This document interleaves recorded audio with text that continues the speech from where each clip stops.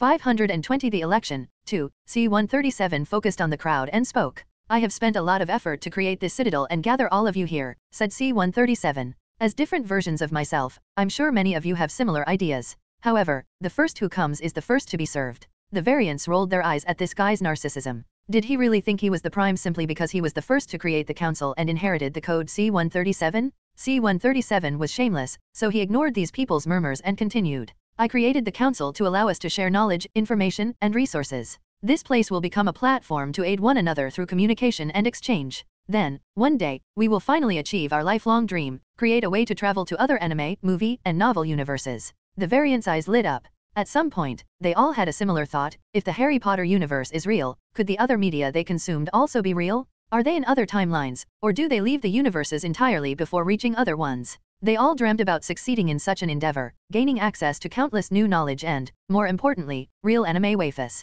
Edward frowned as he watched these people's reactions and guessed their thoughts. Am I really this shallow? He thought. A goal like achieving omniversal travel should be grand and something noble worth pursuing. Yet, it was ruined by these bastards as most of them only think about how they can flirty and sleep with their favorite anime wives. Suddenly, Edward felt disgusted. Watching these people was like looking at a mirror. He did not like what he saw. The worst thing was he did not see any hope for change. Luckily, he was adept at hiding his emotions as an emperor, so his facial expression did not change much. Meanwhile, C-137 had successfully riled up this group of variants, so he continued his speech. All of you should know the importance of the council president. For anyone to sit in this position, they must demonstrate their strength, wisdom, and capabilities as leaders. Otherwise, no one will be convinced to hand over such tremendous power to anyone else. The crown nodded. Even though they did not get to sit in the primary 9 seats, no one wanted to give up on the chance of becoming the president. I have devised the election based on a point system with 2 sections, strength and knowledge. The strength section will be worth 100 points, while the knowledge section will be worth 300 points.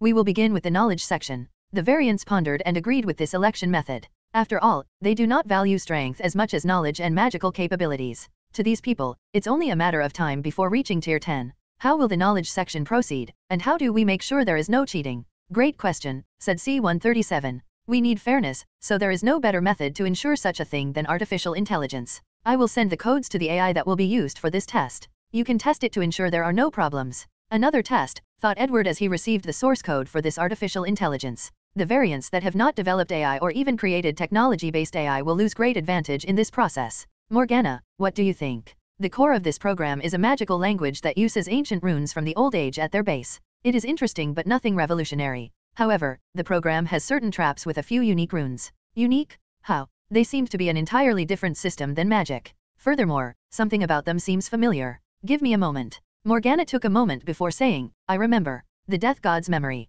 Guznad? No, you mean Herpo. They haven't received the latter's memories yet. Yes. Herpo had the idea of creating divine runes by combining divine and magical civilization. He had a prototype, but he never got to it. The hidden runes resembled the finished version of the prototypes. So, my theory about C-137 was correct. Most likely. How long do you still need to finish scanning his body? I need to ensure he won't notice anything, so I still need a few more minutes, replied Morgana. It should take some time for these people to analyze the source code for the AI, so use this time. Sir. About 3 minutes later, Morgana appeared inside his mind again. I've cracked the hidden traps. What do? They are hidden commands to be biased toward people of higher tier, she explained. That would explain why he was so flamboyant about revealing his tier 9 level, sneered Edward. What do you want to do with this information? Let's wait and see if other people will catch these traps. I'm sure some will do, said Morgana, looking at L123. As the only god here, he might find the source code's secrets. He might have found it, but it doesn't mean he knows what they do. After all, he doesn't appear to study magic much and focuses more on divinity. Yes, with your arrogance, he won't say anything if he only catches it and cannot understand what it does. The murmurs continued for the next 3 hours. The variants swiftly and methodically deciphered the code of the AI. Many people became frustrated and embarrassed when they failed in this endeavor. There is no greater humiliation to these people than losing to their variants. This place is really a clash of humongous egos, commented Morgana, and Edward ignored her out of embarrassment. Time is up, said C-137. I'm assuming everyone agreed with using this AI. No one answered for a while. The people who deciphered the thing did not find any faults. So, C-137 smiled and prepared to continue. I have a problem, said Edward, drawing attention to him. G003, what's the issue? Asked C-137 calmly. These hidden codes showed biases towards people of higher tier. Please, remove them, said Edward as he visually pointed out the faults in this code. And now that he showed these people the answer, they quickly checked and realized he was correct. It seems there were some problems with the technician who created this program, said C-137, removing his fault in this matter. If you say so, replied Edward. We will fix the problem now that we found it, continued C-137, who ordered people to change the program. Half an hour later, a new and unproblematic AI was created and running. The AI manifested in the form of a white holographic cloud. The Citadel could not decide on an appearance for it, so they chose this boring and neutral design. How do we proceed with this test? Asked someone. Simple, replied C-137. Contestants will display their greatest magical accomplishment and present it. Everybody else's job is to decipher said creations and see if they can be understood, replicated, or find flaws. Based on the crowd's response, the AI will create a numerical value as a test point. Everyone pondered the rules of this test and found it fair. Whoever is the leader must be the most knowledgeable out of everyone, as only such a person could be the prime Edward Bones. The only issue with this test is it might take a while before a final winner. If anyone does not mind, I would like to go first, said C-137, making everybody roll their eyes again. This man's plan was obvious. He wanted to overwhelm everybody with his knowledge and make them convinced he should be the president. Such arrogance was truly unrivaled. C-137 waved his hand to show a magical formula to everybody. 521 The election. 3. Everyone immediately began the process of analyzing this magical formula. The room was spacious, but everyone felt it was not enough. So, some people asked C-137 if they could return to their rooms and use their equipment to better analyze the formula. A vote was made, and people agreed they could leave the area as long as they did not leave the Citadel. Furthermore, they must return before the allocated time for this test. Meanwhile, the 9 main variants at the center of the stadium remained, each using its own method to analyze the situation. Edward soon analyzed many things from the formula. The core of this formula is Wongcraft, divine runes, ancient runes, and dragon language, although only the basic one. It seems that most of your variants did the same bloodline experiments on dragons, commented Morgana. Yes, and the difference is whether they awakened a normal dragon or a king. I guess many of them might have died in the process after whatever restrictions they used failed. One of your greatest strengths is your cautious nature, but one of your greatest weaknesses is also your pride and overconfidence. My pride and arrogance are inherited from my reincarnation, so they should all have it. However, my cautiousness is a learned trait after certain experiences. So, not all of them have it, commented Edward. If that's true, we can exploit their weakness. Edward agreed with her. Let's get back to work. What do you think? The formula should not be hard to decipher. The only issue is the divine runes. We need to test them out and find their functions. In that case, let's divide the work, said Edward as he assigned Morgana some of the runes and focused on the others. He closed his eyes to access his soul dimension, using his soul to study and analyze these divine runes. Time passed, and the variants kept working. The divine runes was their main issue but not the main one. C-137's formula was very complex, and only a few variants have already figured out it's a formula involving spacetime magic. Done, said Morgana. I'm finished too, nodded Edward. Put it together. The little elf nodded, and in a few seconds, she had an answer. Got it. It's a formula to open the gate to the astral realm. However, it's incomplete. So, C-137 has discovered the astral realm and other planes, commented Edward. During his stay in the council to gather information, he discovered most of his variants did not spend much time in the universe because of God's control over the universe. Most of them spend their time navigating the multiverse, so their knowledge about certain things, like other planes, is lacking or non-existent. Do you think C-137 is the only one who discovered the other planes? Asked Morgana. Unlikely, but he might be the only one with the technology to do so, as of this meeting, besides that god over there. True, nodded Morgana as she remembered the Emperor factions should now be facing Guznad, and most have learned information about other planes. So, unless their timelines deviated too much and Guznad never appears, they should be knowledgeable about such a topic. What about that god? Will he be a problem? Gods have a natural ability to manipulate space, so he should have discovered the astral realm. However, if you ask him to teach others how to do it, the best he can do is give them a blessing and pass on his ability. He should not be a problem. He's still you, wouldn't he be different? Don't you see the incense corroding his soul? By now, he has already lost the essence that is me. You are enjoying yourself too much, said Morgana. By do you mean? Your entire demeanor is I am the one and only prime, and such arrogance is exuding from your body, replied the purple elf with a sneer. That's because I am the prime, replied Edward smugly. Haven't you noticed that our technology outclasses everyone here? What do you think that is? Because you're the prime, asked Morgan, rolling her eyes. No, it's because I'm the only one who discovered that tear in the void, leading to developing omniversal travel. However, that's not what I'm referring to, replied Edward. The closest variants to me are the Empire factions who created an arcane empire. However, even though these people are similar to me, haven't you noticed none of these variants have knowledge from other universes? Morgana immediately caught the crux of what he was trying to say. Edward's first voyage in the Omniverse was when he was Tier 3. After his return, new timelines of different variants who made the same voyage should have appeared. However, none of these variants appeared. Are you saying our timeline is unique, and there are no variants of yourself who have traveled to other universes? Correct, replied Edward.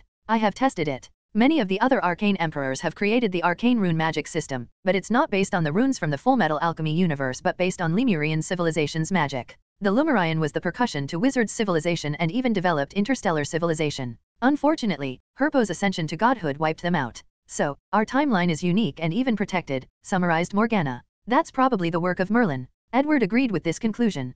Someone of Merlin's level can observe all the variants of Edward from every timeline they exist in, then choose one of them as his apprentice. But, in the end, he chose G003. So, Edward concluded that even if he was not the original Prime Edward, the first one to be reincarnated from primordial Earth and make the first decision that led to a new timeline, after discovering that portal and creating the first omniversal ship, Merlin chose him and he became the Prime. So, you're just a lucky bastard, sneered Morgana. Luck is also a part of strength, countered Edward. An infinite amount of himself, yet he's the only one who discovered that tear in the void. Furthermore, that tear was the only remaining one in the multiverse, and it was rapidly closing. Yes, for a person like Merlin, innate luck might be more important than talent and ability, nodded Morgana. So, what is the plan? Do you want to take the stage now? Not yet, replied Edward. Something else is in my mind. What is it this time? According to our information, the cosmic faith plane is the only plane with a multiverse, hence why everybody wants to occupy it. So, what will happen when my variants enter other planes? Better yet, what about the variants of the other gods who have conquered multiple planes? Did they meet? Did they confront each other? Or is there something else going on? Morgana paused after hearing this. If other planes had a multiverse, then these variants would have just accessed one of the infinite timelines and not meet their other variants unless they met in the astral realm while traveling to these foreign planes. However, if the planes do not have a multiverse, the issue becomes a much bigger problem. Our theory could be wrong. Maybe these places have a multiverse, but something is different about them, preventing individuals from reaching tier 11. Or, there might be a bigger secret behind this problem. After this meeting, we must investigate the truth, replied Edward with great seriousness. Morgana agreed, and then the two chatted until the allocated time. 522. The full election. 4. C137 stood up with a slight smug look on the corner of his face. He chose this formula for myriad reasons. Firstly, it's one of his highest achievements, combining the knowledge of many civilizations. Secondly, space-time magic was something even his variants found difficult despite their outrageous talents. Additionally, not all of them specialize in space-time magic, so he made the Citadel tests to determine whether someone has developed multiverse travel. He needed to root out his competition and detect their level of space-time magic. Finally, taking into account that knowledge about the astral realm was rare amongst his variants and his unique divine runes, he knew he had a high chance of succeeding. Time is up, declared C137.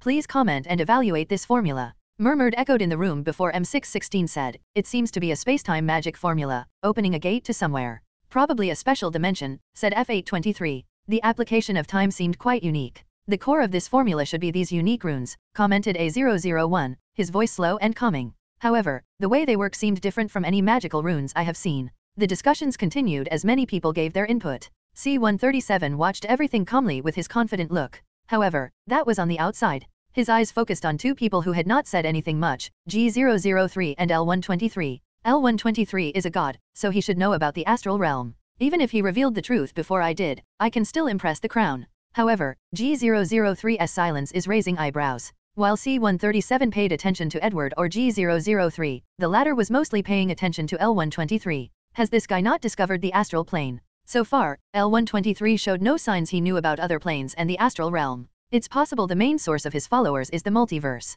If that's the case, he should have reached tier 9 by now by conquering the Milky Way galaxy. Unless he encountered Guznad, countered Morgana. His plan might be to conquer the solar system across multiple timelines to avoid dealing with Guznad. This is a slow way to reach tier 9 and a good way to avoid directly confronting Guznad. However, after we reveal the truth about this formula, doesn't that mean he will access the astral realm? He will have more planes and ways to reach higher tiers. Conquering planes is not simple, especially the tier 10 ones. However, the most likely scenario is he is discovered by the enemies of the cosmic faith plane, captured, and has his soul searched for information, replied Edward. That's even more dangerous. Knowledge about the council might be revealed, making things more difficult for us. True, so we must become president and take precautionary measures, concluded Edward, who was finally ready to take the stage. It's a formula to open a portal to the astral realm and reach other planes. Everyone looked at G003. Meanwhile, C137 was doing everything to remain calm and control his facial expression. Other planes? Are you saying what I think you're saying? Asked A001. The Harry Potter universe is only one plane of a myriad, asked L123. Are the other planes anime worlds, or things like the Wizard, Titan, or Abyss plane? Asked C666 with an eerie voice. He did not specialize in space-time magic, focusing more on dark magic. However, the information revealed in this meeting might change that. The latter, replied Edward. Have you been to other planes? Asked someone else. Yes, I've been to a night battle system plane, a beast master plane, and the abyss plane. I've also come into contact with people from the wizard plane, replied G003. Everyone's eyes twinkled. You guys should be careful in the future. From what I know, our plane, called the Cosmic Faith Plane, is the enemy of everybody. Anyone from there will be hunted down and captured. Oh, why? I don't know. Apparently, our plane used to have a glorious past, replied Edward, and no one asked any more. You said this was a formula to open a gate to the astral realm. Correct. It's incomplete, but the general idea is to condense time energy until becoming denser like a star before collapsing it, like a black hole, creating something similar to time black hole or time wormhole, added Edward. The idea is genius, but the application is too rough. He's only using an immense amount of time energy, condensing it until it explodes. The only real technical aspect should be to control the explosion and not let it get out of control. However, the formula did not show how to do it. So, as far as I'm concerned, he might not control the explosion and let it happen in some random isolated timeline before leaving and returning after the time wormhole is created. C-137's face was ugly to look at, but things were not finished. I'm guessing the core of your magical achievements is that you successfully absorbed the death god, Herpo the Foul, powers, soul, and memories. From him, you learned the prototype of the divine runes and finished them yourself. You also probably learned about the astral realm from him. C-137 did not say anything, while everybody else paid attention. Herpo is the greatest adversary all variants have to face. Voldemort is their first adversary, but he's only an opponent when the variants are young during the First Wizard War. After that, he became a clown for most of them. Meanwhile, a lot of people successfully defeat Herpo, some fail, some run away from him, and others cooperate with the latter. Your aura is weird, containing a well-hidden hint of divinity, continued Edward. Are you trying to fuse divine energy and mana? You should bring out that research, it's more interesting than this formula. I'm willing to complete this formula in exchange for your research on the fusion of divine energy and mana. C-137 had never wanted to kill someone more than G003. He felt bare naked before the latter as if all his secrets were seen through. Furthermore, he hated the contempt in the latter's voice for one of his greatest magical achievements. Thank you for the offer, we can discuss it after the election, said C-137, successfully calming himself down after casting a spiritual spell on himself. Now, let the AI decide on my score. His final score was 220 points out of 300. Although Edward mercilessly dissected his formula, he was the only one who completely saw through it. So, C-137 still had a high score. Afterward, these variants experienced the worst day in their lives. No matter what spell, formula, or theories these people came up with, G003 analyzed it quickly and even gave suggestions for optimizing it. These variants questioned their sanity, wondering if they were in a simulation being tortured by their enemy. The situation worsened when it was Edward's turn, and he showed them Luna's latest research about divination. He knew all his variants suffered from the same weakness, divination magic. So, he took advantage of this weakness to embarrass them. These variants began questioning their existence while ripping their hair from their heads. In the end, G003 had the highest score, while C-137 came in third, while A001 came in second with 225 points. His research on healing magic was something even G003 praised, so the old man was quite talented and successful in his field. After this event, people began to wonder whether there was a need for the combat aspect of this election. After all, G003 is among the top fighting powers in this room, so there was no way for C-137 and A001's scores to be so high above his and make up the gap in points.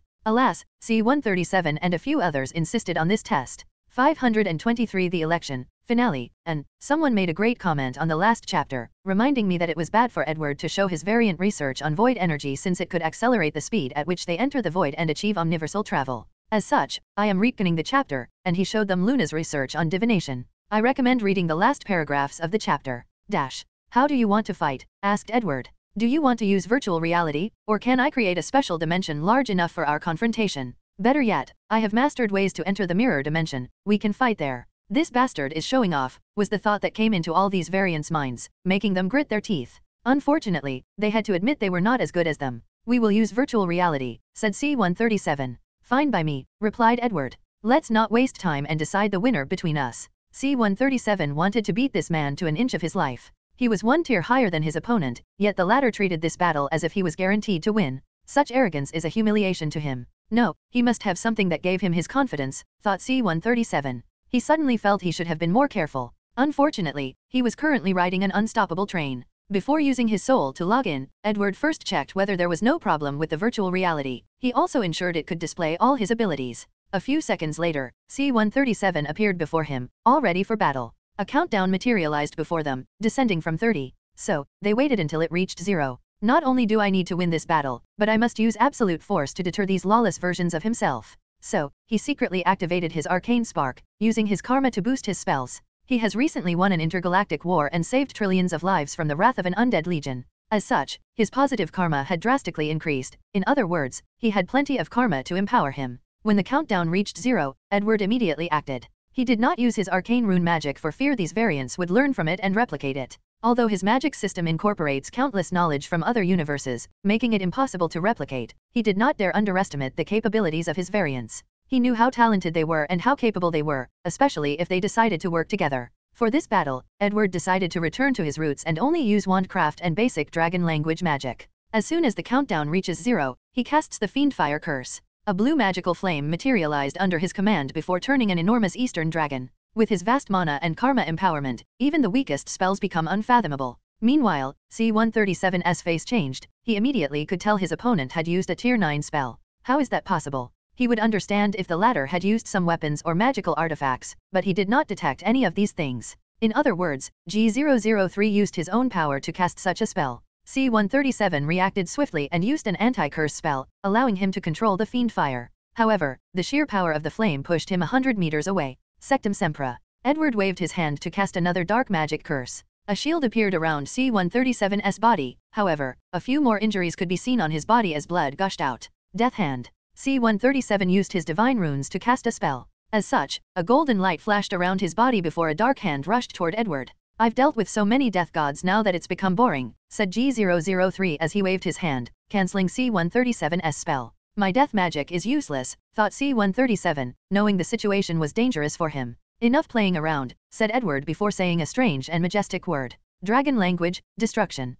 C-137 immediately felt the space around him twisted, becoming a cage that imprisoned him. He instantly concluded he was not in a pocket dimension created by his opponent. Furthermore, that pocket dimension was extremely unstable. Then, as expected, it exploded. The chaotic space-time energy was enough to annihilate his unique divine mana physique. The explosion annihilated the surrounding dozens galaxies. Luckily, this was only a virtual reality battle. Once everything calmed down, Edward saw that C-137 was still alive. His magic robe was in tatters, and golden blood dripped from different parts of his body. Furthermore, a broken golden shield was still protecting him. So, you have already completed the prototype of divine mana spell, said G003. My invitation still stands. I'm willing to exchange for your study in the combination of divine energy and mana. Do you think this battle is over? Said C-137 with gritted teeth. It is, replied G003. I can tell your soul is on the verge of collapse because of the rampaging divine energy and mana. Now, you are only trying to buy enough time to seal the divine energy and control your mana. Alas, it's pointless.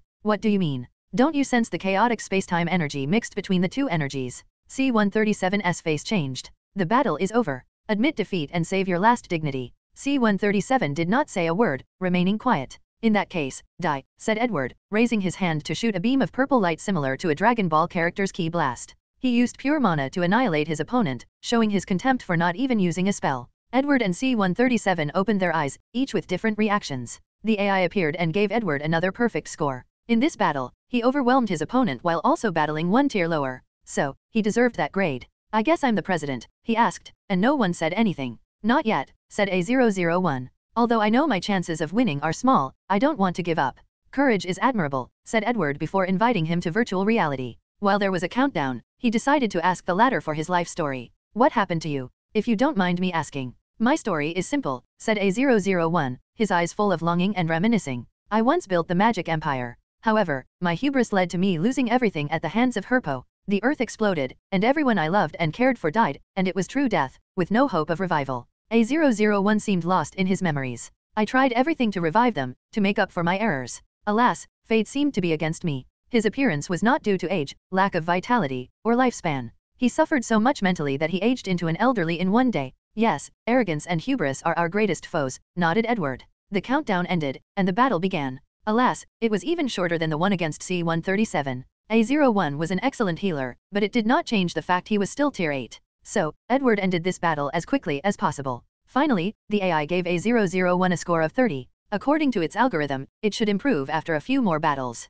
However, no variants care about this anymore. You guys are not going back on your word, right? Asked Edward, gazing at the silent crowd. Since we decided on using this method to decide a president, we won't go back on our word, said A001, followed by the others. Edward then looked at C-137. I also agree with the election. Excellent, said Edward with a smile. Then, from now on, I will be your president. 524 The president's first order of business. We will reconvene 3 days later for our first order of business, declared Edward. He made this decision for multiple reasons. Firstly, he wanted to give these prideful people some time to accept the result. Secondly, he wanted to see whether some people would cause trouble. If they did, he would not hesitate to annihilate them as a display of power and show his majesty. Lastly, Edward had some things to do and check before the assembly. Everyone dispersed, returning to their quarters and planning for the future. C-137's room. Lord, what should we do? Asked one of his 2 followers, a female elf with tattoos running down from her face to her body. Oddly, the tattoos did not ruin her beauty but gave her a wild and dangerous charm. The situation is not ideal, said a man dressed in all black armor. He was human but stood 3.5 meters tall. This is far from over, said C-137, gritting his teeth as his eyes were full of anger, shame, resentment, and humiliation. Any idea? Asked the elf. I know my variants, most of them will refuse to accept this result, despite G-003 displayed. C-137 had to admit that if someone were qualified to be the president, it would be G-003. The man had a natural charm and knowledge beyond all of them, not to mention his strange ability to fight above his tier. Do you want to ally with the others to riot? Asked the armored man. Directly rioting will ruin my reputation and cause unnecessary trouble. So, the best option is to decentralize the power of the president, said C-137. The others will agree with me out of their jealousy and unwillingness. This idea might work, said the elf. However, G-003 does not seem like someone that was easy to deal with. I'm aware, so I will need as many supporters as possible, replied C-137, his eyes full of cunningness. Unfortunately, you won't have that opportunity. Who is there? Roared C-137, standing up from his seat.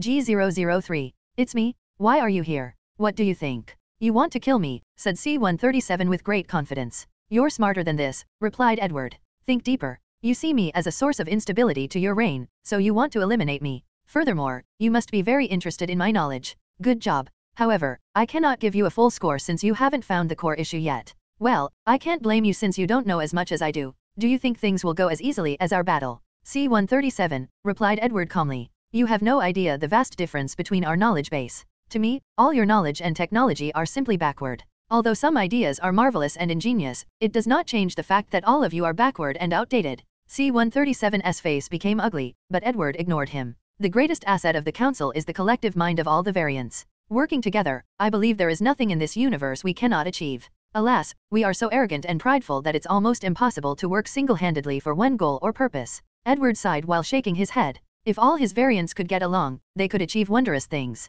Unfortunately, this was not possible. However, he can still make great use of the council until it eventually crumbles apart. Your arrogance is the greatest of all of us, sneered C-137. True, but I have the means to back it, replied Edward. A few minutes later, C-137's 2 followers passed out on the floor. Meanwhile, he had C-137's soul in his hand, reviewing the latter's memories. As expected of me, the security to the soul dimension is a nightmare, commented Edward before going through the tedious task of deciphering C-137's soul dimension. A few hours later, he finally succeeded and got the latter's memories and knowledge. I'm relieved he has no knowledge about Tier 11, uttered Edward. The greatest crisis to the council is the knowledge that Tier 11 requires all variants to become one, becoming oneself while all the others become clones. Once the news is revealed, they will all turn on each other, and the council will crumble apart. According to Edward's calculations, C-137 was the person most likely to know this news. He theorized the latter created the council as a way to pave the way to Tier 11. Luckily, things were not as bad as he anticipated. What are you going to do to him? Asked Morgana. He cannot disappear yet, otherwise, some people might suspect something. Edward placed his mark on the soul before putting it back on C-137's body. He modified his memories along with the other 2. Finally, he disappeared as if he was never here. 3 days later, another meeting occurred at the previous stadium. The only difference was Edward, G-003, sat at the center where C-137 once occupied. However, as soon as he arrived, the crowd became hostile with many murmurs. What is the meaning of this? Asked Variant U-456. Why can't we leave the Citadel? Is this your doing? His voice was loud, echoing in the room. It is, replied Edward calmly, who placed a barrier around the Citadel to prevent anyone from entering or leaving. Explain yourself. The universe is a dangerous place, said Edward. Many people sought after knowledge to travel the multiverse, and it's even more so in other planes. He knew many of these variants would focus on developing the technology to travel to other planes. With their foundation as multiverse traverser, it won't take long before they develop the technology. So, ask someone else. So, we need to take precautions to protect the council, replied Edward, who waved his hand to manifest a scroll. This is a contract of the highest order, guaranteed by our plane will. Everyone needs to sign it, and it will protect you. Protect us from what? Protect you from powerful entities directly searching your soul and learning about the existence of the council, replied Edward. There will also be rules to prevent council members from directly killing other variants. The crowds quieted down, leaving only a few murmurs. How do we know you did not tamper with the contract? You are more than happy to check it yourself. However, don't complain to me when you cannot understand how it works, replied Edward casually. Damn arrogant guy, murmured a few people. What if we don't sign it? Asked someone out loud. You must sign it. If I don't, two things will happen. I will either annihilate all of you or tamper with your memory, replied Edward calmly. Anyway, I will not let the risks of exposing that I mastered multiversal travel leave from the Citadel. The variants' faces changed as they felt G003's arrogance had reached another level. Don't believe me, said Edward with a smile. Then, let me show you. He tapped on his desk, and the brightness of the stadium drastically changed. These variants were on guard, but they did not expect what happened.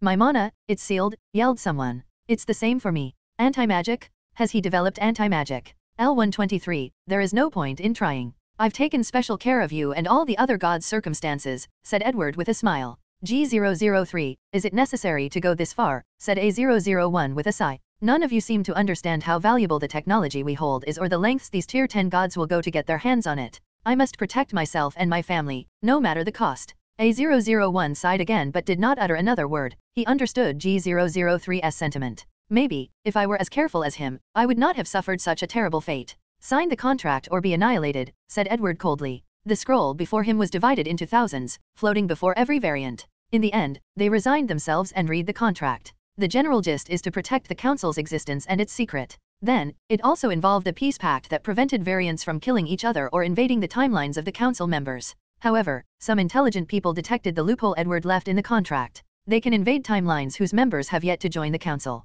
Finally, everyone signed the contract. As for the people who still refused, Edward raised his hand, and a black flame enveloped them, annihilating them from existence. He even used his curse rules and its power of cause and effect to prevent whatever backhands of revival these people had were rendered ineffective. From now on, all new members of the council will sign the contract. That's non-negotiable, said Edward. Now, let's discuss our second order of business. 525 Self-database. Edward tapped his finger on his desk, removing the anti-magic or sealing domain he released. The variants sighed in relief, but their eyes conveyed that they wanted nothing more than to kill him. He ignored them and continued. What is the most valuable aspect of the council? Asked Edward, but he did not give anyone time to answer. Is it sharing our knowledge or information? Or the exchange of resources? No, it's our individual mind. His voice could reach everyone in the assembly despite speaking softly. As long as we can work together, there is absolutely nothing in this universe we cannot achieve. He paused and gave them a few seconds to marinate his words. Unfortunately, our ego, pride, arrogance, and mistrust will never allow for complete cooperation without reservation.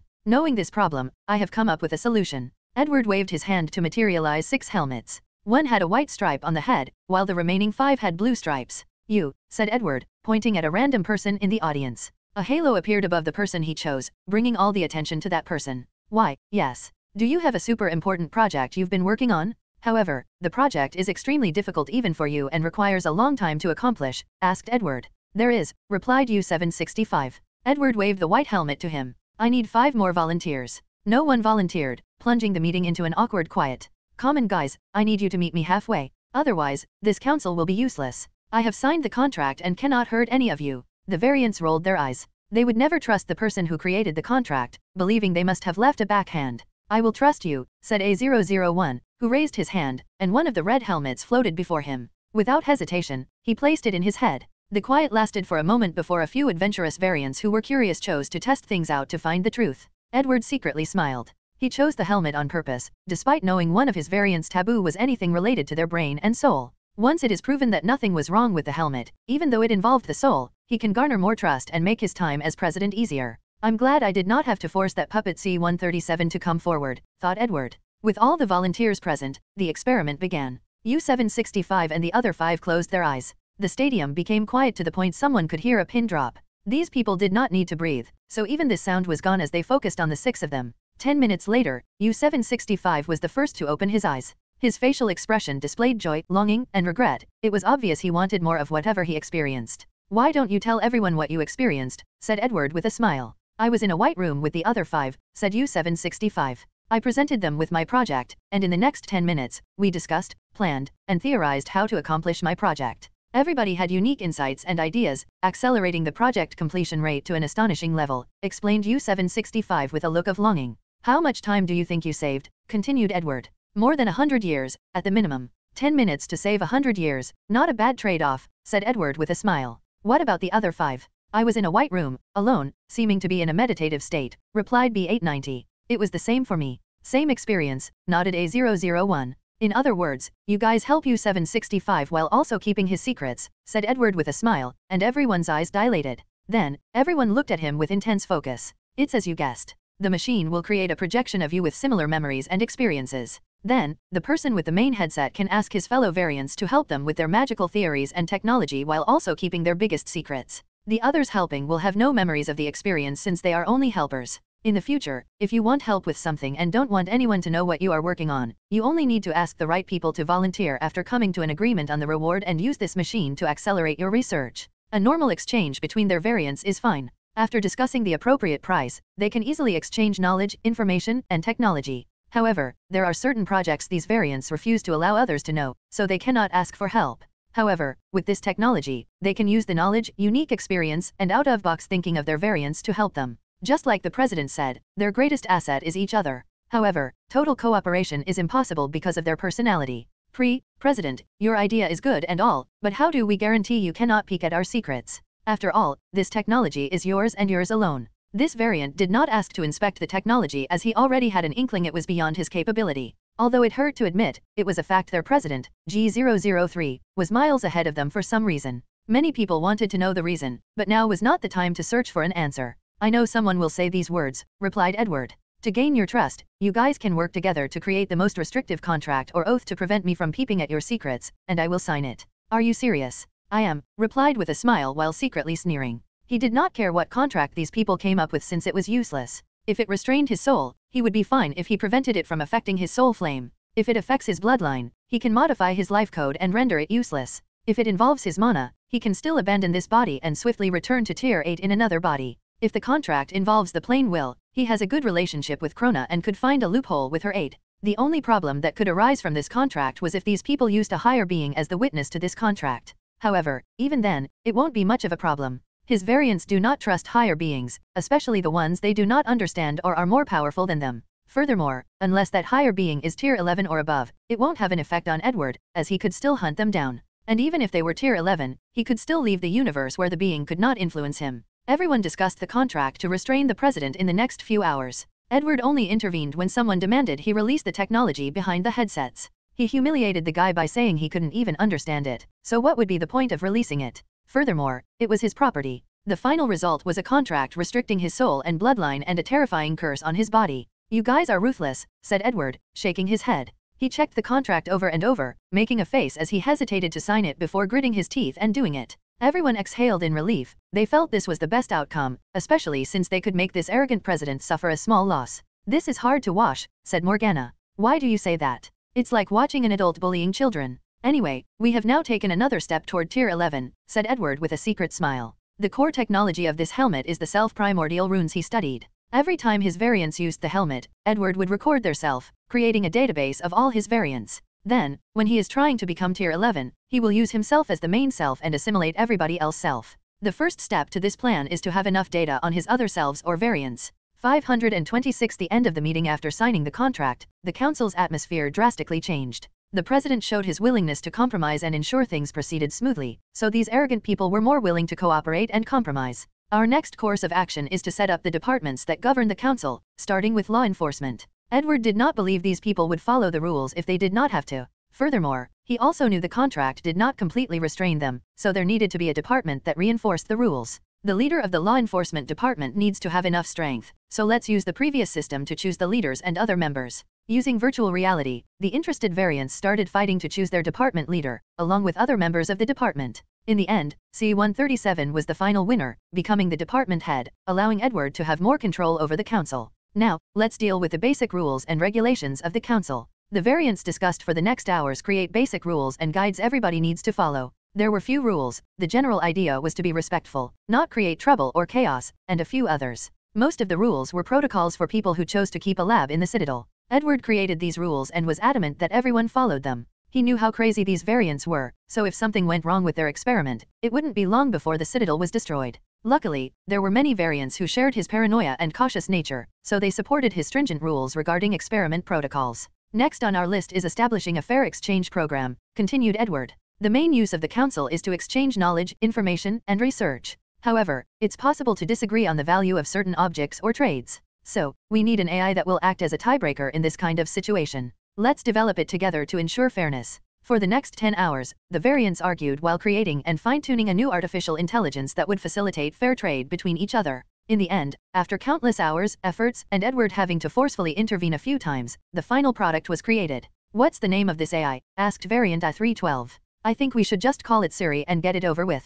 I prefer Alexa. Everyone knows Cortana is the best. What stupid name are you guys using when Jarvis is there? No, the Red Queen is the name to go, it's a classic. I actually like Griot from Black Panther. Karen from Spider-Man is also a good name. Jesus Christ, said Edward, not hiding the embarrassment he felt hearing these people arguing, and he was not the only one. Let's put it to a vote. In the end, Red Queen was the final winner, followed by Jarvis and Cortana, who tied for second place. The next step of setting up the council was the tedious work of ensuring other systems of the Citadel were functioning properly. Departments like IT, engineering, communication, and even data keeping needed to be established. Edward took care of everything perfectly and smoothly, astonishing many people. Most variants came to the council to win the position of president as a way to show off to their other self and because of their ego to be known as the primed Edward Bones. As such, few of them prepare in such detail for the establishment of the council. Seeing how Edward worked made these people realize that G003 came prepared, knowing he would be the president. Furthermore, he seemed to take his job seriously and prepared everything. Is G003 the primed? Was a question that many people asked themselves.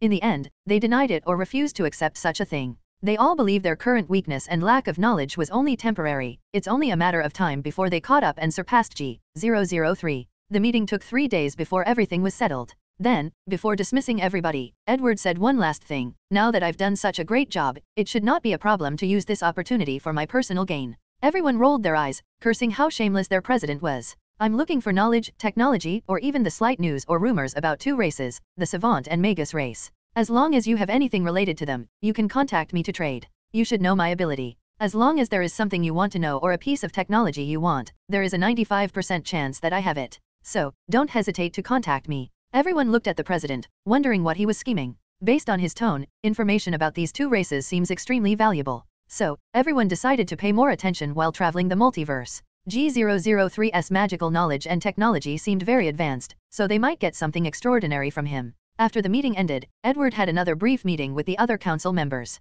The variants wanted to decentralize his power, so they established the rules that the governing department of the Citadel was composed of 9 members, including the president. They chose the 8 Tier 8 variants that C-137 once chose. According to the rules, the council members' terms are only 50 years, then there will be re-election, and the president's term limit is 100 years. However, most people rejected the idea of a specific number of re-elections, meaning everybody can run as many times as needed during their infinite lifespan. The idea of these variants is that whoever is the best should be the leader, and a true prime would be the one who can suppress everyone, sitting in the president position for the longest. Edward sneered at these people's psychology. Anyway, he only needs to stay president until he reaches Tier 11. Then, this council will become useless. After discussing it with someone, he waited to see if someone would bring him any news from his last announcement, especially knowledge about the Savant race. Edward did not have much hope until Morgana contacted him that someone wanted to make a deal with him. Soon, a hologram appeared before Edward. President, said a variant who looked exactly like Edward, dressed in a purple robe similar to Dumbledore. However, he had countless white on the side of his black hair, and his eyes looked tired.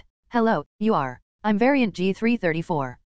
Then, it seems we are fated. Maybe, muttered G334. President, can you remove curses? It depends on the curse, but I'm indeed accomplished in this field. I need you to remove a potent curse from a soul for me. In return, I will give you this, said G334 as he took out a black cube with red markings. I got this from a ruin. It's an inheritance from the Magus race and should be high level since I haven't been able to open it so far. Deal, replied Edward. Where do you want to meet for the exchange? Let's meet at the exchange department. G334 worried something would happen, so he chose to use the official route for this exchange. If something goes wrong, the credibility the president established would be ruined, making his terms extremely difficult to proceed. Edward soon arrived at the destination. Let me see the item. G334 showed him the cube, and Edward nodded in satisfaction after inspecting it. Then, G334 gave him an orb containing a black soul. It's indeed a cursed soul, said Edward as he analyzed things. With G334's Tier 6 level, removing this unique curse is difficult. Even after reaching tier 8, it might not be easy. Edward also understood why he was willing to exchange with him. The soul in the orb won't last long.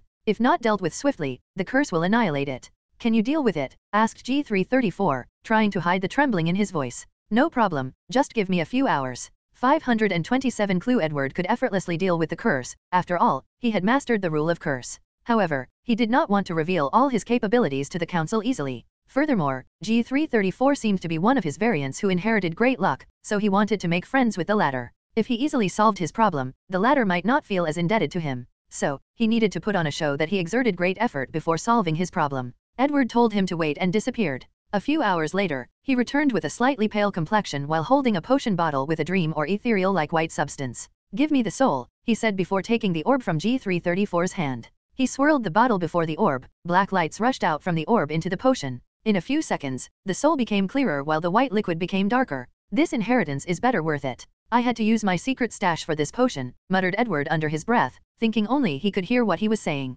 Half an hour later, the potion battle became the embodiment of darkness, while the soul in the orb was white than snow in winter in northern countries. This curse is indeed interesting. He could tell the curse had reached the limit of soul curses, almost reaching the level of affecting the soul flame. So, he shamelessly put it inside his dimension space. Poor G334 was too excited even to notice such a thing. He looked at the clear and bright soul with a large grin on his face. He would have made a scene to show his joy if he were not in public. You have my most sincere gratitude, said G334 with utmost sincerity. No need to be so exaggerated, it's only an exchange. To you, this may be so, but to me, you saved the love of my life, replied G334 before handing the cube to Edward. In that case, why don't we have another exchange, said Edward. Oh, what do you have in mind? Tell me where you got that cube, and I will instantly revive the soul. Instantly. Yes, with one spell. G334 was tempted. If he wanted to revive her, he would have to nourish her soul for a while before using the genetic information he already stored to clone her body. Then, he has to place the soul back into the body, ensuring nothing happens in the process. The entire resurrection process will take a lot of time, effort, and resources. If he could shorten the time, the chances that something goes wrong will also decrease. Furthermore, it has been so long since he last saw her, so he did not want to wait. However, the information the president asked for was also very important. G334 did not hesitate to give the cube because he knew he could go to other timelines to search for another version. But now, I can promise not to reveal the information and even sign a contract. In that case, I agree. But does your spell have any negative consequences? Nope. G334 hesitated momentarily before handing him the orb. The soul separated from the orb before a very complicated magic circle appeared around it. The fading white soul became luminous in a matter of seconds like it was a mini-sun. Then, flesh, bones, organs, and skin materialized around as a new body appeared, along with a wizard robe. A beautiful woman in a black robe appeared before them. A few seconds later, her eyelashes trembled before opening her eyes. She looked around, confused, before glancing at G334. Edward? Is that you? Hermione, said G334 before rushing to embrace her. He did not care his variant was next to him as tears began to fall from his eyes. I'm not dead, she asked in confusion. No, you're not, and I promise you will never be. Hermione was still confused but did not get to the bottom of it. What truly matters now is that she reunited with him. Excuse me, coughed Edward slightly. Oh, sorry, President, said G334 before giving Edward a star chart. Another you? What's going on? Asked Hermione. I'll explain later, said G334. Edward took the map and did a brief divination to determine whether it was true. After receiving a positive answer, he nodded in satisfaction. G334, don't forget to have her sign the contract, reminded Edward. I will. He knew the council's rules and did not dare break them. Our exchange was pleasant. If you want to do it again, you can contact me. Edward left and returned to his room. His original plan was to upgrade the Citadel's magical defenses since he felt C-137 did a subpar job. However, his attention was now drawn to this cube. His eyes turned purple as he tried to peep into the essence of this magical artifact. For a brief moment, he saw a rune before disappearing. Then, no matter what he did, even using his luck, he could not see anything anymore. Even his memory of the rune he briefly saw seemed to be gone. Anti-theft technology? And it seems very advanced, muttered Edward as he remembered encountering a similar situation when trying to reverse engineer the artifact he borrowed from the Akashic record. So, he took the necessary safety protocol before instilling his mana into the cube. Nothing unexpected occurred. Edward saw a projection of a rune, along with a message in his mind. I only need to master this rune to unlock the first level of this inheritance, he muttered. No wonder G334 could not open it. The rune before him was a primordial rune. Upon closer observation, he analyzed this rune as more basic than the ones he learned from Guznad's artifact, but it was still a primordial rune. It will take me some time to master this rune, so let's wait until I return home, said Edward as he controlled his excitement. he continued his presidential duties while also renovating the Citadel's systems, including defense. In the process, he also waited to see if some people would trade with him. A few did, but what they wanted to exchange did not catch his attention, or they asked for too much. Finally, on the 7th day after the meeting ended, Edward prepared to leave. His last task was to leave a way for the council to contact him in case of an emergency. Edward wanted to leave a clone to supervise things but felt it was not the right time to do so. Done, said Edward, stretching his upper body. Master, we have news, said Morgana, who suddenly appeared. What news? His eyes lit up. The savant race. Yes. Contact the individual. A screen appeared before him, and Edward frowned. The person who wanted to exchange was none other than L123. You have something related to the savant race? Asked Edward directly.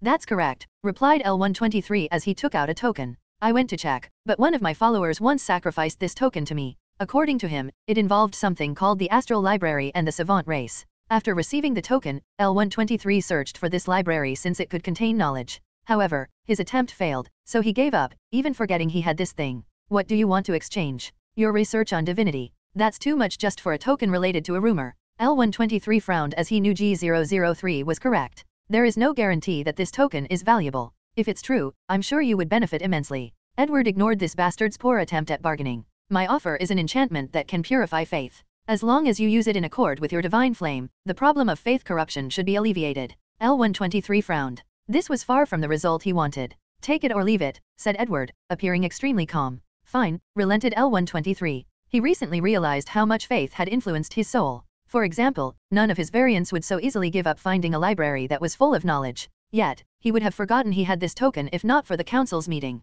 So, he wanted to deal with this problem as soon as possible. Glad to do business with you, said Edward before handing the communication. Which version do you want to give him? The prototype. Plus, converted into wandcraft magic. He still did not want his arcane rune system to leak. As you wish. Morgana sent the information, and L123 did not dare keep his promise. So, in a few minutes, Edward held a bronze token in his hand with a smile. 528 checkup. He looked at the token, observing every detail. It was a simple token made of an unknown material with 2 characters engraved on the front. There was no sign of enchantment, however, the density of this material was extremely high. Edward used a divination spell to translate the unknown character, and the result was simple, Astral Library. Finally found a clue, muttered Edward as he used a multidimensional communication spell, contacting Luna back home. How is the council? Asked Luna as a hologram of her face appeared before Edward. As expected, but that's not why I contacted you. I found a clue to the savant race, and I need you to use Netheril and divine any information you can from this token. Really? Send it to me immediately. Edward opened a small portal and sent her the token. Then, he waited for the result. The process lasted over half an hour, and Edward waited silently. Then, Luna contacted him. How is it? Some positive news, she replied. I found a connection from the token to another plan. However, the connection is too weak and requires much time before I can find the final destination. I see. I contacted Hermione and asked her if she could find news about the Astral Library in the Abyss, so now, we can only wait. Can you find the token in our timeline? Asked Edward, and Luna immediately knew what he meant. Yes, if I can find multiple tokens across different timelines, I will have a better medium for divination, muttered Luna. Give me a moment. Edward nodded. He had this idea after seeing the Magus race inheritance from his variant. He wanted to know whether these inheritances were different across different timelines. A few minutes later, I found it. It's in a galaxy not far from us. It should be no problem to sneak in and get without the knowledge of these gods. Many gods were still outside the Milky Way, isolating the galaxy. As such, the Empire must always be on its guard if it wants to navigate the universe. Give me an hour or two, and I will make a radar for the token. You can go to other timelines, and it will point out the location. No, I have something else to do before returning. Pick a team from the Time Auror and send them, said Edward. Is something wrong? A few days ago, I received news from the Time Aurors that the agent I sent to Charles's timeline is missing. Charles? Charles Wentworth? The guy that also reincarnated from primordial Earth. Yes, nodded Edward. Do you think he noticed the agent and did something to him? It's unlikely, considering he was a Tier 8 Arcanist, but I can't say for sure. Edward knew reincarnators like him could not be seen in the normal eye. As such, he decided to check it himself to ensure no problem arose. Well, be careful. Edward concluded his affairs in the council. He acquired a few more magical languages in the past few days, planning to fuse them with his arcane rune system. Although his main focus will soon be primordial runes, he will not abandon his own magical language. There were a few magical theories, potion formulas, and technologies that garnered his interest, so he exchanged them with people. Finally, he entered his ship and left with C-137, who would soon become one of his experimental subjects. Of course, he won't kill him since he is the link to control the law enforcement department of the council. As soon as Edward left the timeline of the council, he activated his curse rule and removed the curse on his body from the contract. Much better, he exhaled. As for the other restraints, he needs to return home to deal with them. Soon, he reached the timeline he sent Charles to. Edward's ship was in invisible mode and appeared on the moon. Oh, he already colonized the moon and established a base. Although it was only a few constructions, Edward did not expect Charles's pace to be so fast. He checked the other planets and did not see constructions or lives. Edward directly teleported to London. He immediately saw the city had changed. There were countless wizards flying using different apparatus and a few muggles looking at these people with awe and envy. On the street's corner, a distracted muggle accidentally hit a wizard. Then, a look of horror appeared on his face as he apologized profusely. Although it was dark, Edward could see the latter's body trembling uncontrollably. The wizard stared at him intensely before snorting coldly and spitting on the latter's shoes. Edward flew to a secret street where wizards gathered, similar to Diagon Alley. The first thing he saw was a shady transaction in a dark alley not far from him. Two wizards stood opposite a third one with a large chariot behind him. The two wizards together are composed of a middle-aged man and a young wizard. Edward heard someone call him Edison. "Have you counted the money?" said Edison. "Yes, the cargo is yours," said a wizard with crooked teeth and a few puces on his face. Then, he apparat away. "This is a bad idea," said a young wizard next to Edison. "Buying and experimenting on muggles is illegal. The Magic Council cannot control us if they don't find out," said Edison. "But, don't you want our research to succeed? If we don't, we will lose our grant and become a joke amongst our peers." The young wizard was silent. "Think about the benefit once we succeed. We will finally gather enough points to enter the Magic Emperor's library." A look of longing flashed in the young wizard's eyes as he heard the word library. This is something that all wizards wish for, a place that holds all the world's knowledge. And in the current time where knowledge equals power, this is a temptation that no wizard can resist. So, he gritted his teeth and said, "Fine." The two then took out their wands and cast a spell to place the cargo into a bag before teleporting away. Edward watched everything calmly before checking out other areas of this place. Finally, he decided to check out the Time Auror secret base. According to mission protocol, the agent must establish a temporary movable base for such a long-term mission to ensure the person who replaces him has the necessary information. Edward used the secret tracking method of the Empire to find the base, which was located somewhere in Peru. Once he found the pocket dimension in which it was located, he checked to see if there were any intrusions, but he did not find anything. He used the correct method to enter the base in order not to activate the self-destruct protocol. After entering, there was nothing inside besides a normal room with a bed, a small library, a kitchen, and a dining room. Edward cast a spell, and the room suddenly changed. Countless runes appeared before condensing into what appeared to be a seed. He knew it was a file of all of Charles's activity since he entered this timeline, so Edward read it. He hoped nothing happened to the agent. 529 Charles Wentworth's Rise. The document revealed everything Charles did after arriving on this timeline during the Marauder era. Lily, James, Potter, and Snape were only in the 5th year, and Voldemort was rampaging worldwide, gathering followers. After arriving at this timeline, Charles had many things to do, the first of which was to learn magic. Due to Edward's contract, he forgot everything he learned from the Empire, including basic knowledge about wandcraft magic. So, Charles's first order of business was to get his hands on books. However, he had no money, including Muggle dollars for exchange. So, he removed the shackles of morality, stole money from some Muggles, exchanged them for galleons at Gringotts, and bought the first and second year books from Hogwarts. With his ability 24-hour callback, it did not take him long to master all the magic theory knowledge and basic spells. However, he knew it was not enough, he needed a deeper understanding of magic for his plans to succeed. So, Charles secretly stole all the books in Flourish and Blots. After all, he was a Tier 1 Arcanist, and most wizards were only Tier 0 apprentices. Furthermore, Charles was a mage, not a wizard, making using wandless magic easier. After getting the knowledge he desired, Charles had a basic plan for his future. The first problem he needed to solve was that he was not a wizard, and his body could not produce mana. He tried to recreate the meditation method of the Empire, however, that is something Hermione spent years creating while having access to countless knowledge and resources, so he failed miserably. Charles realized the best way to fix his problem was to inject a bloodline into his body, turning into a wizard. He at first rejected the idea of injecting a magical bloodline into his body, knowing there would be danger. So, Charles began to study magic, focusing more on bloodline theory. He sneaked into Hogwarts and copied their library. The task was easier since Dumbledore was busy fighting Voldemort with his Order of Phoenix. Charles also raided the library of other magical schools across the world and the library of many ancient families. "This guy unknowingly walked the same path as me," commented Edward after reading to this part. He never revealed this news to the public, so it's impossible for Charles to know what he did and copy it. However, I still did it better. Charles did not think magical knowledge would be in the Muggle world, so he ignored places like the Vatican. Edward did not. Moreover, many of the wild theories Muggles had about magic, witchcraft, and rituals inspired him, so he wanted these books. After acquiring all these books, Charles had a basic foundation to change his bloodline. But magic research takes time, unless you're a unique genius like Edward. However, his talent only allowed him to learn knowledge faster. Although it did help for him to receive his research result 24 hours in the future, it was still not enough since he could not use his ability many times. Additionally, he could foresee that his strength won't increase much in a long time. So, Charles used the greatest lesson he learned from the Empire, used the power of many to help him ascend to a higher level. He used the Imperious Curse and other black magic to control people and countless Muggle scientists across the world. He then revealed the existence of magic to them, along with giving them access to his library. He had only one objective, to use these people's help to advance his magical research. His approach was successful, and Charles's bloodline injection research made progress after experimenting on plenty of dark wizards and even Muggles' death rows. However, 3 years had passed, and the research was far from finished. Furthermore, Lily and James had graduated from Hogwarts, while Snape became a Death Eater. He knew it wouldn't be long before these two died. His plan was to save Lily Potter and slowly plan how to lure her into becoming his wife. Furthermore, he wanted to use Voldemort's death to become famous in the wizard world and secretly gather power. As such, Charles decided to take risks. He directly injected the bloodline into his body. As for the consequences of death, he did not care because he could return to 24 hours into the past. In the end, after hundreds of attempts, failures, and deaths, he successfully injected the blood of the basilisk inside his body, becoming a wizard.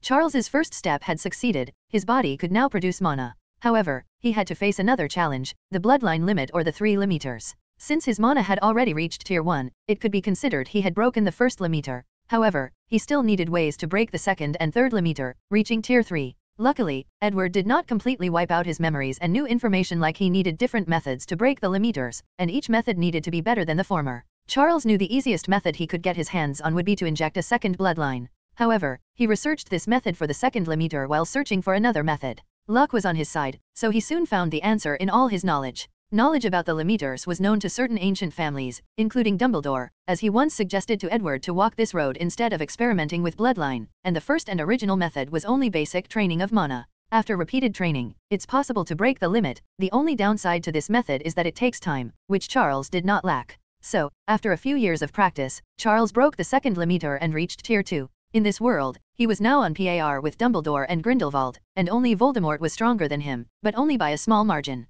Remember, Voldemort was also Tier 2, but his mana was 60 times that of an ordinary wizard instead of the normal 50 of normal Tier 2. Once his strength reached a certain level, Charles began to appear in the wizarding world, leading a battle against Voldemort. Dumbledore was suspicious of him, so he invited him to the Order of Phoenix to keep watch on him, but that's exactly what Charles wanted. He had a legitimate reason to get close to everybody, especially Lily and James. Then, on the night of Voldemort's death, he ensured he was at the Potter's house. Charles ensured he was in the bathroom when Voldemort arrived and killed James. Then, he arrived and fought against Voldemort, losing but saving his life. Finally, Lily cast the spell of love, and Voldemort died by the rebound of his spell. Charles used an already prepared dark magic to save Lily's life by injecting life force into her body and also preventing her soul from entering the afterlife. In the end, things went as he wanted. James died, Voldemort died, and Lily and Harry were saved. Only a handful of people doubted him, but there was no proof. After this event, Lily and Charles could be considered the savior of the wizarding world. Then, Charles began to enact his plan. During a solemn meeting of the Order of Phoenix, he had a mental breakdown talking about how the wizarding world has not changed for so many years, resulting in the birth of people like Voldemort and the death of innocent people like James. He declared changes needed to happen, and many people chastised him, saying his thinking was similar to Grindelwald and even Voldemort. Charles apologized, and people forgave him, thinking he could not accept what happened to James and this war. However, Charles's objective was achieved, creating a reason why he changed so much in the future while also laying a seed in certain people's minds. Then, he proceeded to the next step. 530 Charles Wentworth's rise. 2. After Voldemort's death, Charles began his rise to power. However, he did not walk a path similar to Voldemort and Grindelwald, blatantly gathering followers to do his bidding. No, he followed a more official path. He ran for the Minister of Magic in the British wizarding world. With his strength and status as a hero who participated in Voldemort's downfall, his reputation was at an all-time high. Dumbledore was suspicious of Charles, especially since he came out of nowhere. The identity he created for him was suspicious, but there was never enough evidence to show his true colors.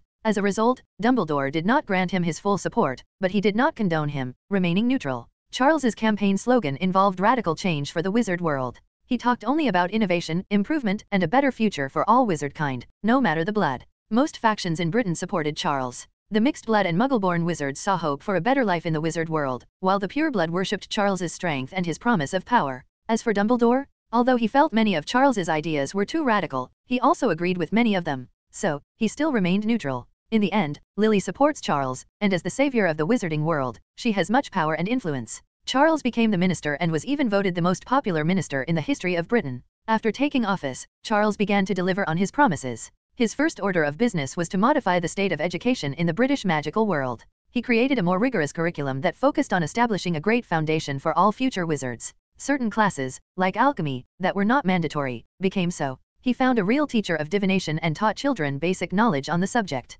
He searched for people with real talent for the craft and developed their ability. He innovated the Muggle study class and taught wizards what it's truly like to live in the Muggle world. Charles wanted to prepare for the eventual integration between wizards and Muggles. He created government-funded research programs to encourage wizards to innovate and create. The Ministry of Magic would greatly compensate anyone who innovated magic and created new spells, potions, or magical artifacts. Charles secretly went to influence Arthur Weasley to modify his flying car. Afterward, Charles was not punished according to the misuse of Muggle Artifact Office. Instead, he publicly awarded him for his innovative mind and even granted him plenty of wealth. For the next 10 years, Charles's effort not only allowed Britain to recover from the years of war, but it also created a prosperous wizarding world. During this time, Charles had done many things, including fusing with a second bloodline and reaching Tier 3. Despite his strength, Charles did not eliminate Dumbledore, not that he did not want to. However, out of fear of him, Dumbledore walked the same path he did with Edward. He found a way to use his phoenix to reach Tier 3. Dumbledore reached Tier 3 before him, making Charles more weary than the latter and also more cautious.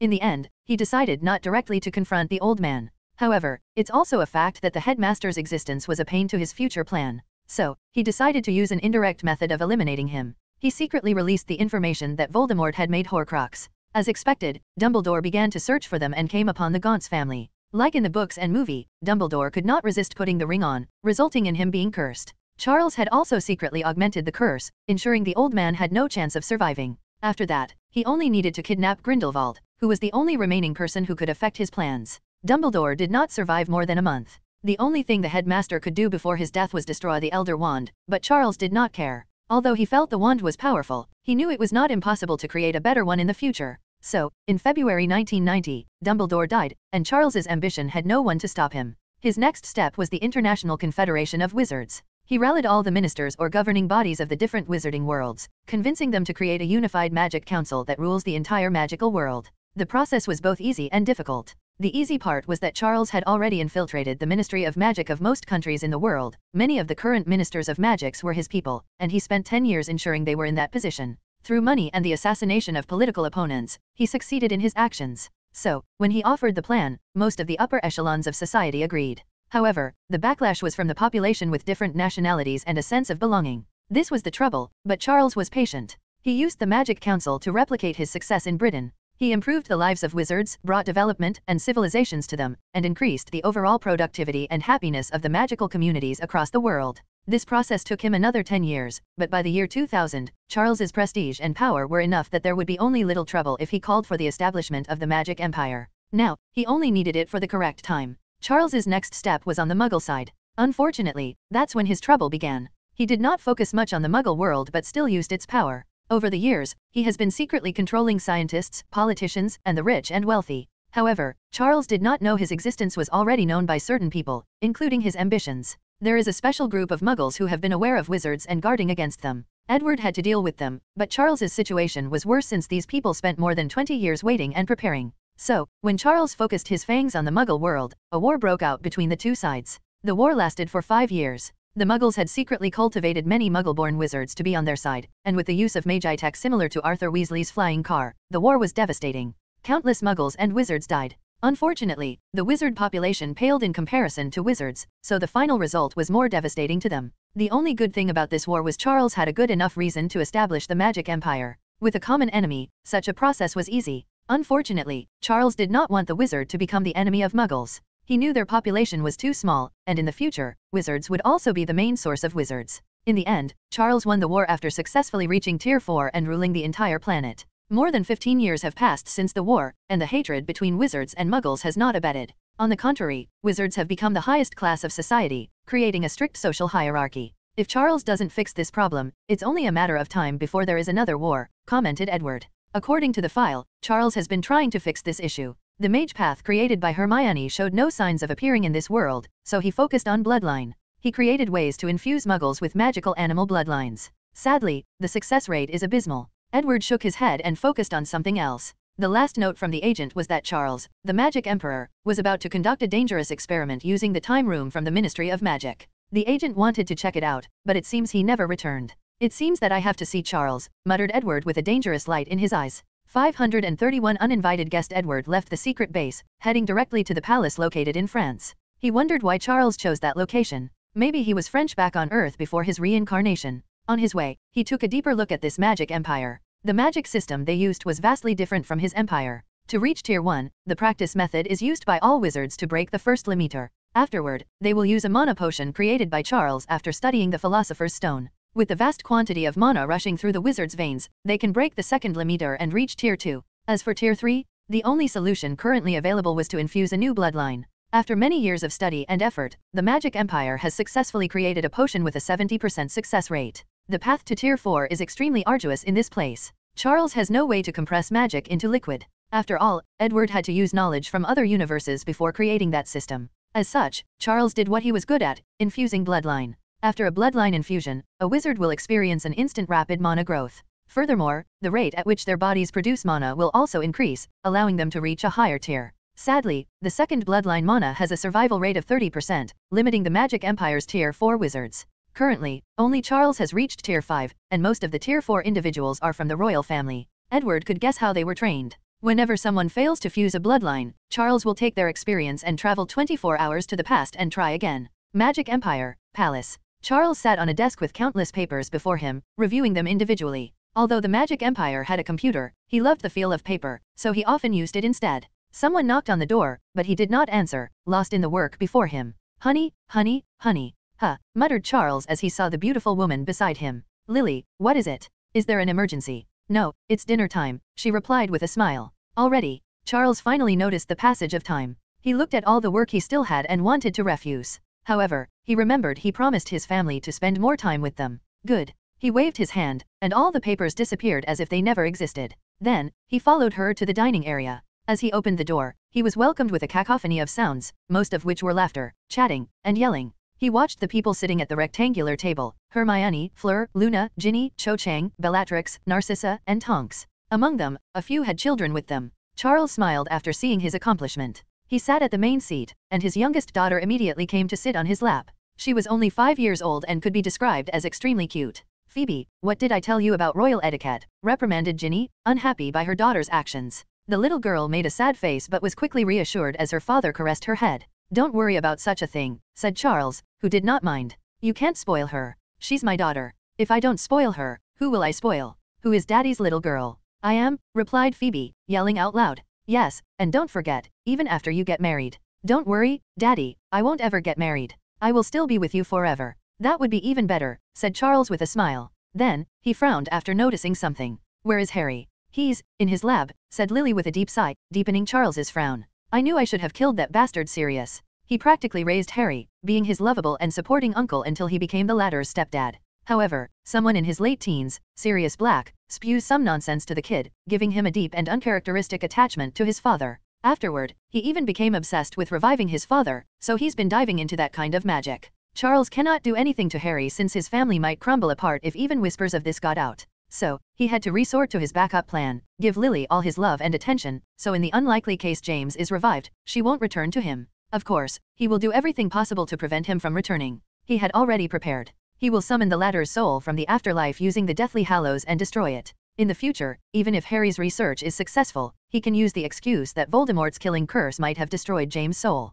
Make sure he is okay, said Charles before beginning the dinner, not minding the kid's rude behavior. Everyone ate while chatting, and Charles took time to feed his youngest. Dear, are you okay? Asked Hermione. You seem more stressed than usual. Things are not going well, he replied. How come? As I told you, we have reached a plateau. If we want fast development, we need access to the knowledge of another magical civilization, explained Charles. However, all my attempts have not been successful. I haven't found any relics of ancient magical civilizations. My experiment to open a spacetime gate to another dimension was a catastrophic failure, and the spaceship I have been trying to build to navigate the galaxy can barely be countered as a prototype. I think we are developing very fast, we only need some time, commented Narcissa. No, compared to the Arcane Empire, our speed is slower than a snail, counted Charles. Love, you don't have to compare to whatever Arcane Empire, reminded Fleur. No, since he can do it, I can also do it, and even better. No one said anything besides secretly sighing. They no longer mentioned the subject. Charles saw their reaction and smiled wryly. He opened his mouth to apologize.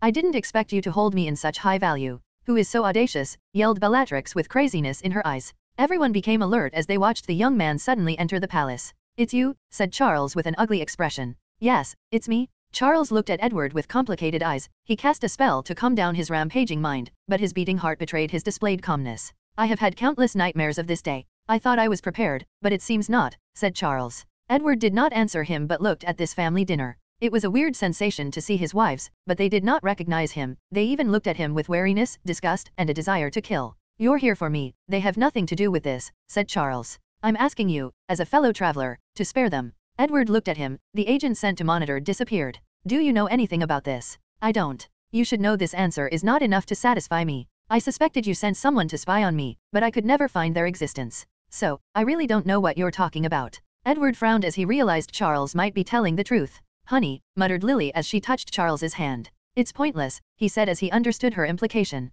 He knew his ability was useless in front of this man. A great horror enveloped Charles's family as they realized the severity of the situation. Their husband's greatest reliance was his time talent. But if even that was useless, then the situation was truly dire. Did anything happen recently? Anything abnormal? Asked Edward. Charles hesitated for a moment before saying, yes. A few days ago, I tried to open a spacetime gate to another dimension, and things went terribly wrong. The spatial temporal energy I controlled was rampaging and spreading. According to my calculations, the entire solar system would have been wiped out. He paused as if to recollect his memory. I felt a great sense of dread overcoming me. It was like an intuition of death. However, the odd thing is this intuition did not originate from the maelstrom of chaotic time energy. Oh, where did it originate from? I don't know exactly. All I know is I felt I was in grave danger but could not pinpoint the source of the danger. So, I immediately activated my ability and returned to the previous day. 532 desired secrets. Edward understood Charles's situation after a quick analysis. One of the bloodlines he fused with was the Thunderbird, which had the ability to predict danger.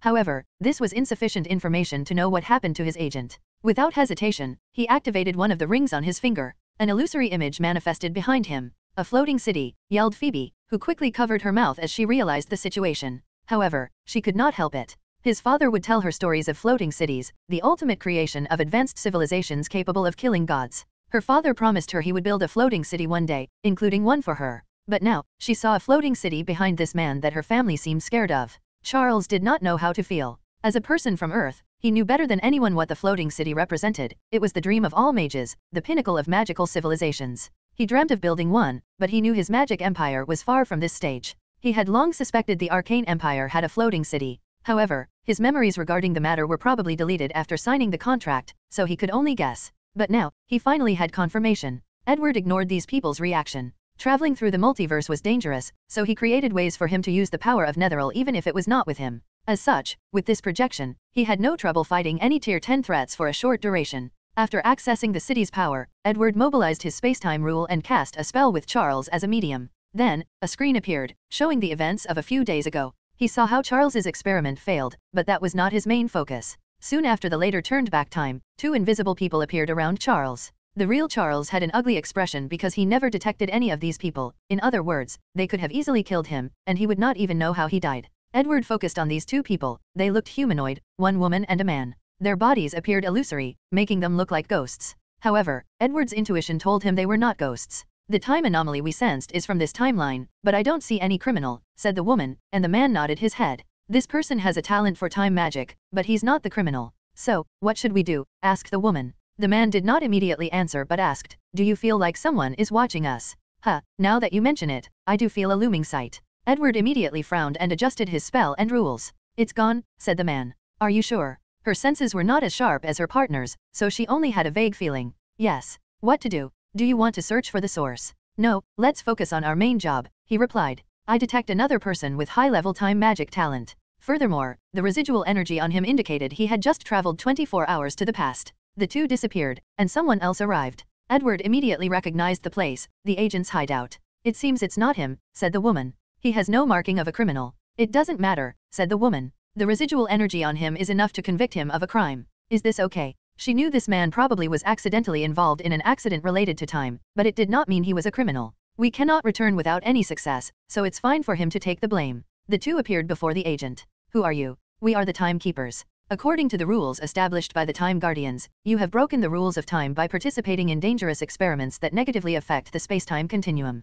Please do not resist. The agent frowned before immediately mobilizing his mana, trying to resist. Alas, it was futile. The female timekeeper was the weakest, but she was still tier 9. Meanwhile, the man had reached tier 10. Meanwhile, the agent was only tier 7, capable of using tier 8 spell with his arcane spark. So, with a wave of her hand, a prison made of time energy imprisoned him. The agent looked at these two. Then, his eyes turned white as he passed out. What happened to him? Asked the woman as she checked on the agent. He wiped out his memory, said the man, giving her the answer before she finished checking. Why? It's because he has a secret he wants to take to the grave, said the man. I have seen this kind of thing many times. Usually, these types of people belong to a powerful force who has trained them to be absolutely loyal. Can we recreate his memories? The man checked the agent's soul before shaking his head. No, he wiped out clean, and the magic he used is not simple. He looked at the room to check for any more information. However, he discovered this person had also wiped out all his traces from this place. Even if he used time spells to recreate the latter's past, he could not find anything.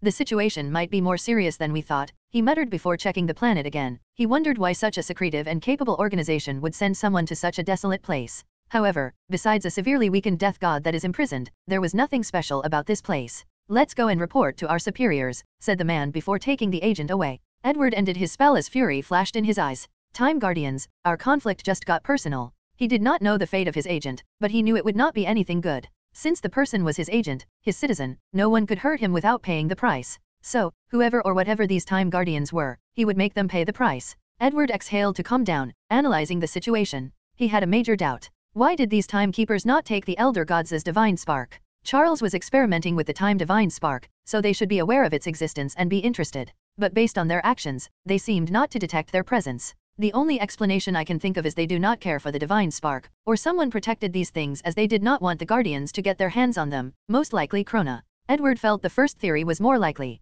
If these guys were in charge of safekeeping the multiverse, they should have gotten their hands on a few divine sparks by now, so these things might not be of great value to them. Forget this for now, thought Edward as he focused on Charles. You need to come with me. Why? Asked Charles, his body trembling. Although he expected this, he still had a faint hope in his heart. I have offended the Time Guardians and become one of their criminals, said Edward, telling him the truth. I'm trying to find a way to deal with them, and you might be the answer. What does it have to do with our husband? Asked Bellatrix angrily. His experiment also broke the rules, and he should have been a criminal. Yet, the timekeepers did not detect him. You should understand why. Because I'm a Time Lord, replied Charles, one of the few things he still remembered from the Empire. He remembered the old man who told him of his status while being imprisoned at an experimental table. That's right. The Empire should have other Time Lords, you can use them. As a fellow traveler, you should understand we are all unique. So, you must come with me, said Edward, making Charles clench his hand. Swish, Phoebe got out of her father's lap and rushed toward Edward. Charles was too late to react, and no one expected this to happen, so she soon reached him, held onto his robe, and said,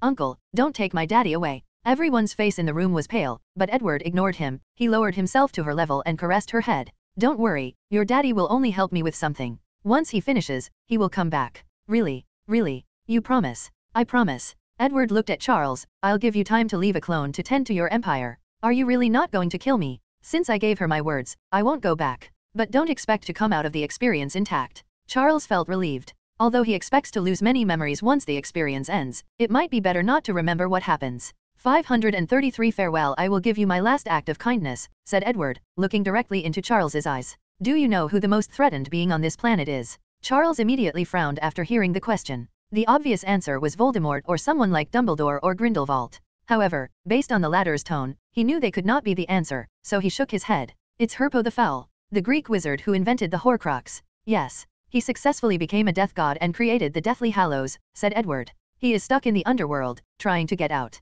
However, your little war with the Muggles generated enough death energy for him to regain his freedom. Soon, he will come for you. By then, your only fate would be to die, run away, or become his follower and dedicate your soul to him. Charles's face became ugly. Was he the mastermind behind the war? He had suspected something was wrong with the war. His attempts at finishing as soon as possible always ended in failure. He suspected someone was manipulating things behind the scenes, allowing the Muggles to last longer than they should have.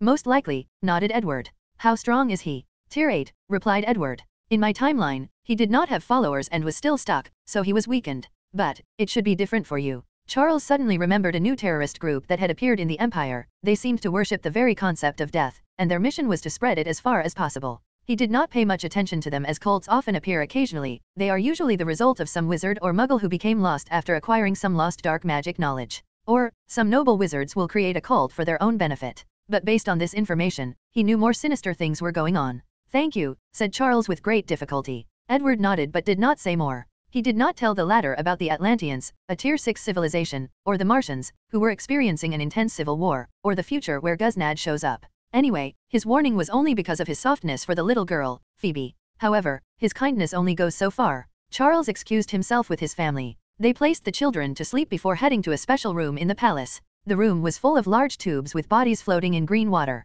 "Are you really going to go with him?" asked Bellatrix. "What choice do I have? We can use our Nexus weapons. I don't believe this sissy-looking man can resist the bloodline curse." Charles sighed. The bloodline curse was indeed powerful. He created it by combining the resentments and hidden wills of all bloodlines, turning it into a weapon that can ignore Tyr. You don't understand how developed his empire is, and it's in all fields. He knew the empire had dragons, which were true dragons, not the wyvern that the Harry Potter world had. There is only one way for such a fact: they could purify bloodline, which he is still working on. "Then, let's explode the death chamber," argued Bellatrix. "Let's say we succeed in your plan, what's next?" asked Charles as he waved his hand to cast a floating charm on the tube labeled number 1. After the death of their emperors, the empire will want revenge. To do so, they only need to send a couple of Tier 6 arcanists and have them destroy the planet. How can we survive then? The room quieted down, with only the sound of heavy breathing. That's on the best case scenario. In their anger, they might destroy the entire galaxy to bury their ruler. Even if we successfully run to other dimensions, they have the technology to chase us.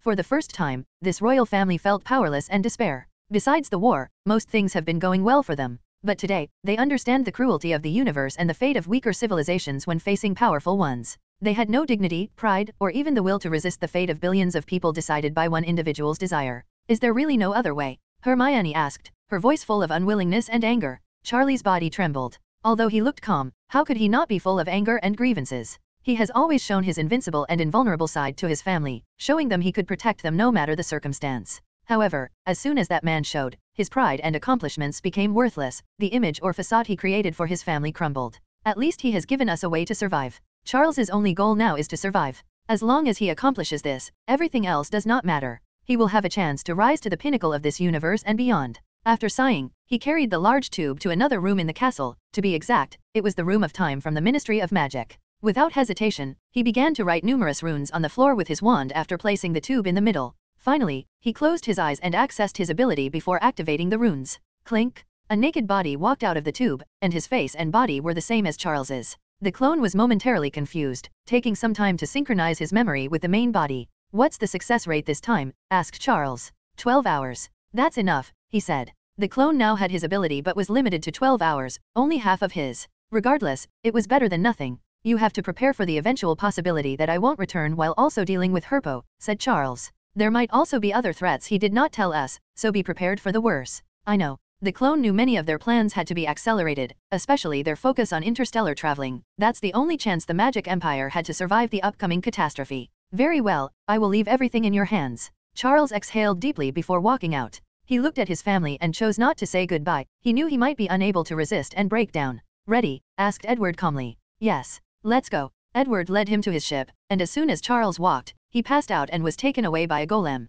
The ship opened a gate back to outside his timeline before going through the proper procedure for entering. After returning, Edward acted swiftly. He sent Charles's body to the Timur Auror, asking them to accelerate their research on Time Lords. He promised them as much funding as needed, and he only asked for results. He then sent C-137's body to the lab to research the combination of mana and divine energy. Without wasting time, he contacted Lunar to determine how things were proceeding. However, he learned that she was still trying to divine more information and required more time. So, Edward began to unravel the mystery of the Magus Race cube while also waiting for the team he sent into the multiverse to get the other cubes. 534 Follow-up. Edward first examined the cube. He did not have the proper equipment with him at the council, but it was different now. He used all the pieces of equipment available in the Empire to unravel the mystery of this cube. Unfortunately, the final result was less than satisfactory. In the final analysis, he reverse-engineered the material for the cube, and he could not bypass the core technology. The anti-theft technology of the cube contained primordial runes that cannot be remembered or recorded no matter the method he used. "This ability reminds me of the creatures we recorded in the void," commented Edward, feeling the mimic power of this cube. "This cube should be the highest technology of the Magus race," said Morgana. "Your words are a little arrogant," argued Edward, and the little elf rolled her eyes. They did not know the highest achievement of the Magus race, so it was truly arrogant to determine this thing as their highest technology just because they could not understand it. Edward looked at the cube and did not truly mind that the Empire's technology was nowhere near the pinnacle of the Magus race. This only meant they had more room to grow and develop. Anyway, he had the utmost confidence their civilization would surpass such heights. Do you know what this thing reminds me of? Asked Edward. What? Project Supreme Rebirth. Morgana immediately knew what he meant. Project Supreme Rebirth is a last-case scenario in case the Empire is destroyed. Edward has scattered many libraries across the universe and many dimensions, containing the crystallization of the Arcane Empire's knowledge. If someone can acquire one of these libraries, they can rebuild the Arcane Empire from scratch. Of course, these things are not easy to acquire. These libraries contain tests for the owner, testing for their magical talent, political abilities, and overall leadership skills. Additionally, the owner must swear the most binding oath to avenge the fallen empire and accomplish other tasks, including maybe reviving members of the royal family. As such, these libraries are not only the seed of the arcane civilization but also hidden methods of reviving himself and his family in case something happens. Why do you think they left this cube? Is it similar to your method? Asked Morgana. I don't know. The Magus race has transcended the astral realm, but I always found it odd that their entire civilization left without leaving anyone. So, this cube might answer this question, or they just wanted to leave an inheritance from their place of origin. Then, let's find out. Edward nodded before focusing on the first primordial rune that the cube displayed. He studied it intently, taking over a week before mastering it despite its simplicity. Magic missile, said Edward with a sigh. Such a simple spell becomes so complex when using primordial runes. To be fair, magic missile is not really a simple spell, countered Morgana. In the Empire's current curriculum, magic spell is one of the earliest spells children of 11 years learn, and it's also the spell they will spend their entire pre-university learning and practicing. The spell is simple, as it does not even have a spell model. Students only need to control their mana, condense it into a sphere, and expel it from their bodies. In fact, this spell is not even a spell but rather involves more mana control. The higher the control, the faster students can condense the missile, the faster they can shoot it, and at a higher level, they can control the missile to curve in different directions. The students will eventually learn how to condense their mana into different shapes. An arrow shape will give the missile more penetrative abilities, and a square shape is more beneficial for physical attacks. The magic missile spell also has a complex nature. A school of thought rejected the idea of mana control, so they created a magic spell that used arcane runes to manifest the spell. Instead of relying on the training of mana or natural talent for mana control, an arcanist can use the correct runes to give mana its direction, including instructing it to condense, shape itself, remain stable, and act like a projectile, thus creating the magic missile spell. This school took the individualistic aspect of the magic spell and turned it into a definite mathematical formula that everyone can use. As long as someone has soul power, knows and understands the correct runes, and condenses them in their soul dimension, they only need to inject their mana to activate the spell, then they can cast the different versions of magic missile. The spell displayed by the cube was the same spell, but the spell model used primordial runes instead of arcane runes. Such a simple method allows us to better understand the basics of primordial runes, including some of its syntax and grammar, said Morgana, and Edward nodded. Without hesitation, he engraved the newly mastered spells next to the cube's projection. As expected, it released a new light before a cold and emotionless voice echoed in his head. Detecting the first trial was passed, granting access to the first layer of the inheritance. Edward did not know the words coming from the cube, but he understood what it said, indicating it was a form of soul communication that could bypass the language barrier. After the voice ended, he felt a slight change in the cube, but he still could not analyze anything. So, after taking a few precautions, he injected his soul energy into the cube. Soon, he found himself in a large room with many bookshelves. Is this a library? Please understand all this information. And then, what's next? The inheritor will be assessed, and if passed, you can access a higher level of this inheritance. Assessment? What kind of assessment? No comment. Edward frowned. Is there a time limit? No. He nodded before checking the books. As expected, they mostly contained knowledge about primordial runes, but he also found a few books about unique magical knowledge. Apparently, the Magus race felt these languages were unique enough to be placed in their inheritance. Edward wanted nothing more than to spend thousands of years in this library, learning about all types of magical subjects and theories. However, he knew this was not the time. So, he left to check on Luna. He wanted to know her progress. You're finally reachable, said Luna. Did you find something? There is good and bad news, she replied. The good news is I divided the source of the token. Oh, what is it? It's a plane called the Myriad Codex plane. Edward's eyes lit up. What's the bad news? I could not divine its location. To be precise, it might take me 100 years to divine its location. What about Havika's formula? Too little information to calculate, replied Luna. However, there is no need to worry. Hermione is searching through the abyss for information, so there should be news soon. That's good, nodded Edward. He is fine as long as there is hope and direction.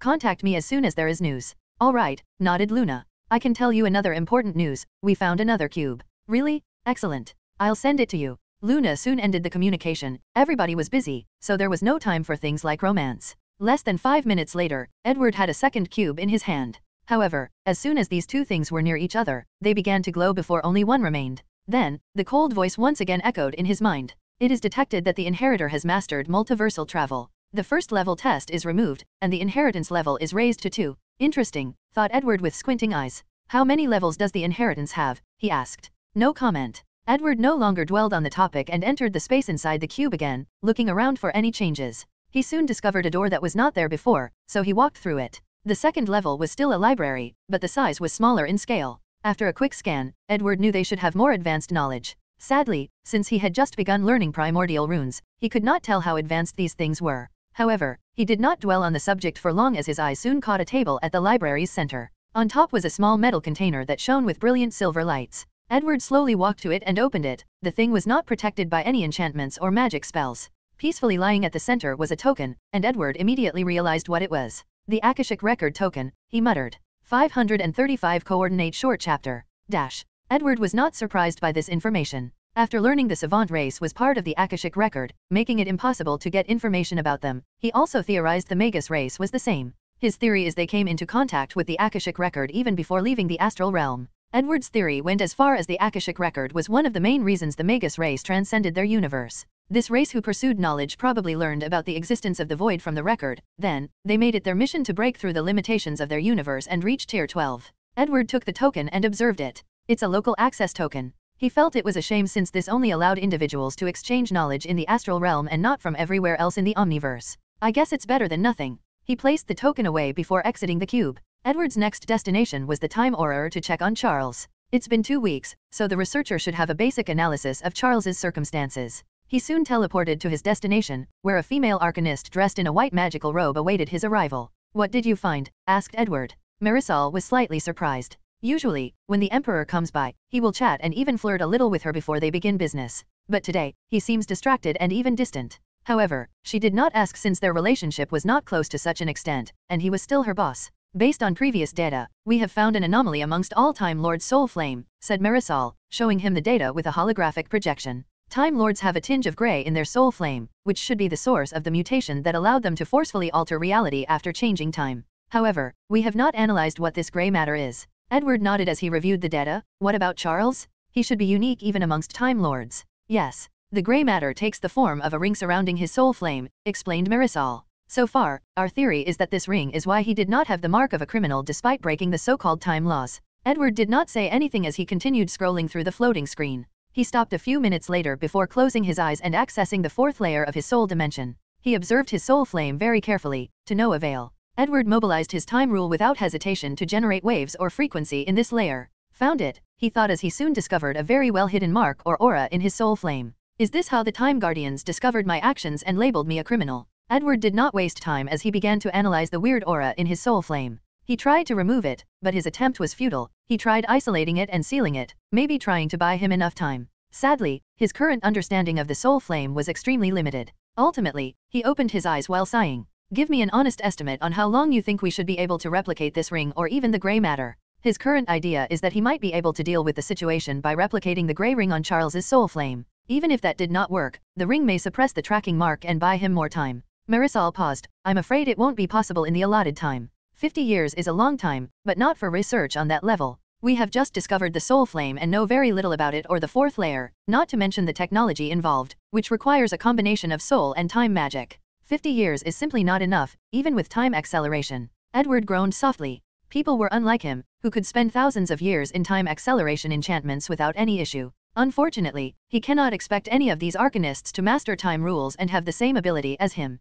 Do your best and tell me if you need something, said Edward to Marisol before leaving. The war had just ended, so he should be busy with his imperial affairs. However, he ignored most of these things because of the looming threat of the Time Guardians. However, now that he had to wait for news from Hermione, he decided to show his presence to his people. After all, one of the reasons he is fighting so hard to deal with the Time Guardians is to protect his empire and its people. So, in the next few days, Edward appeared before the public and the media. He attended a few public lectures or events and addressed the nation about war recuperation efforts. He also took this time to spend with his available family members. After this event, he had a new idea he wanted to try, contacting the magic goddess, Delilah. If there was someone he knew who could be knowledgeable about the Myriad Codex plane, it should be her. However, after thinking about it and analyzing everything, he decided otherwise. Delilah was involved in his future plan to fight against the gods, and contacting her so early was not a good move. He never underestimates his opponent. As such, after realizing Delilah has a high chance of deducing many important things after asking him about the Myriad Codex plane, he chooses not to see her.